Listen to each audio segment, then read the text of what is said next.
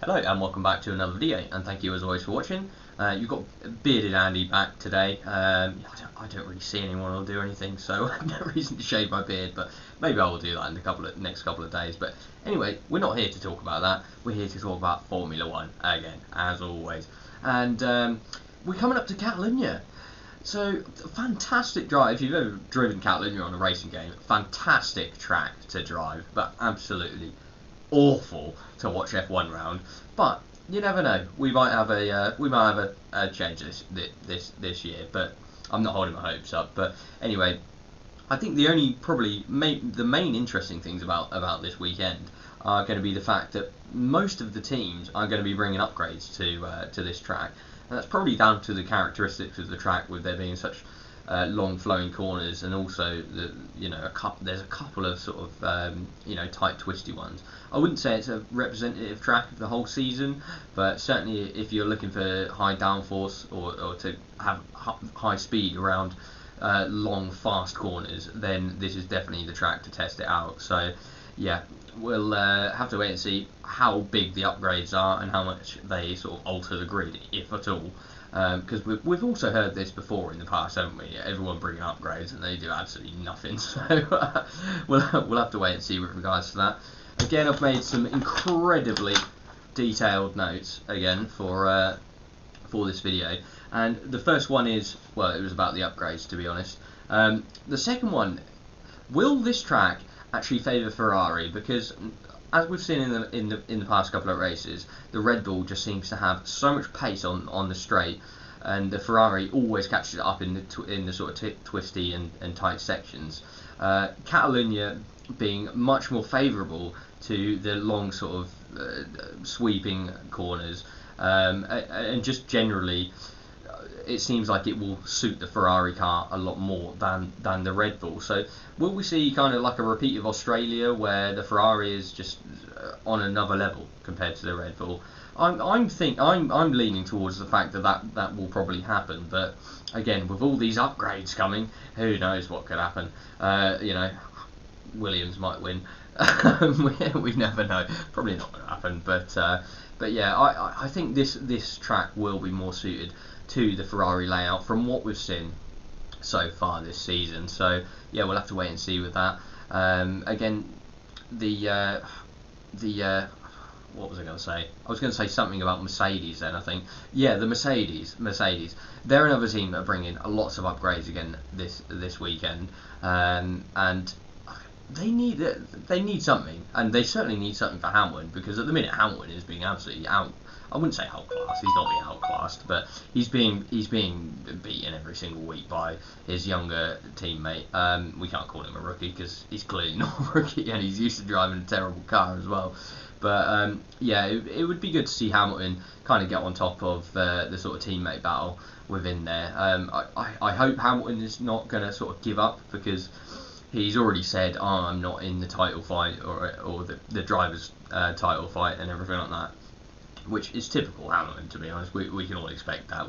We've seen enough from him over the years, but I hope he doesn't sort of give up and just say, "Oh, well, I'm just going to help George from like race 6 or whatever we're on at the minute," and just say, "Oh, yeah, that's the reason, I'm just helping George, blah blah blah." I really hope we don't see that. I'd like to see Hamilton at his best, and hopefully the Mercedes will be able to actually turn something around.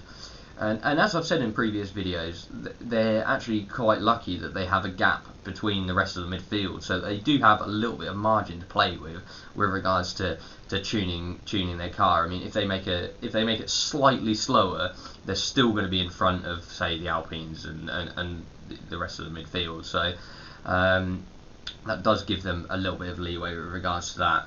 And yeah, then we've got the rookies. We've got a few rookies coming in. I think it's Piastri. There's a couple of other ones coming in. I think the teams all have to use a rookie. I think it's twice over the season in FP1. So we're not going to see anything from that, to be honest. But is anyone really under threat? That's the main thing. I mean, the two that come to mind for me would be Mick Schumacher. And having that name, it kind of, if he didn't have that name, we wouldn't be even discussing this probably with regards to, oh, it's a shame. But with it being Michael Schumacher's son, yeah, I mean he's definitely coming up towards the pace of Magnussen, and he's been very much improving every season, every race this season.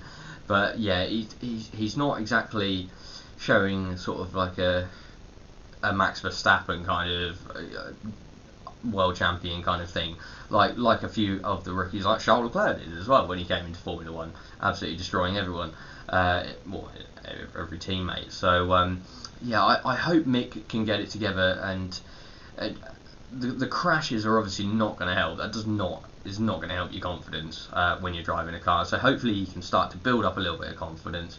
This track is a very flowing, nice, beautiful track when you get it right, but it just bites you as soon as you get it wrong. We've got gravel traps, it's a proper old school circuit, so yeah, it'd be interesting to see with that. And again, Latifi, I mean, he had a good run, I think last time out, but his pace is just not there at all. He's being completely outshone by Alex Albon, who, by the way, seems to be doing he's one of the drivers of the season, Alex Albon, by the looks of it, and thankfully dragging that Williams team higher than they potentially should be.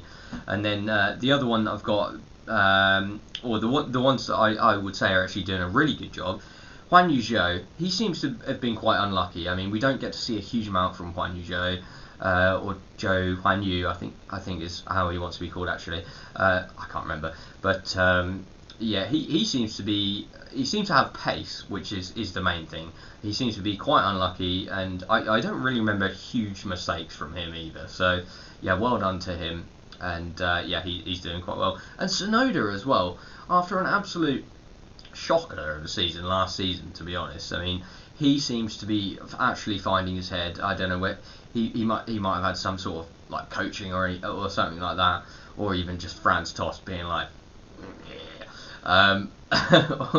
it's probably not the best way to sort someone out who's got a hot head, but anyway, but he seems to be performing a lot better. His pace was always there. That was never deniable with Tsunoda, but yeah, he just always got he seemed to get a little bit hot-headed in certain situations, and it came to his downfall. But yeah, overall, Catalonia, would I say I'm looking forward to the race? It's a Formula One race, so yes, I am. But overall, I'm hoping that we actually do get an exciting race at Catalonia. Hopefully they've just extend the DRS a little bit, maybe. But I mean, even that last corner, as I was saying earlier, if you've raced it before, try and get on the back of someone out of that last chicane and out of that last right-hander, the long right-hander onto the straight. Not an easy thing to do, especially going into an S-bend on the first corner. If there was like a hairpin at the end of it, maybe it would be different, but there isn't. So anyway, I'll try and keep it as short as I possibly can. And yeah, thanks ever so much for watching, and I will catch you in the next one.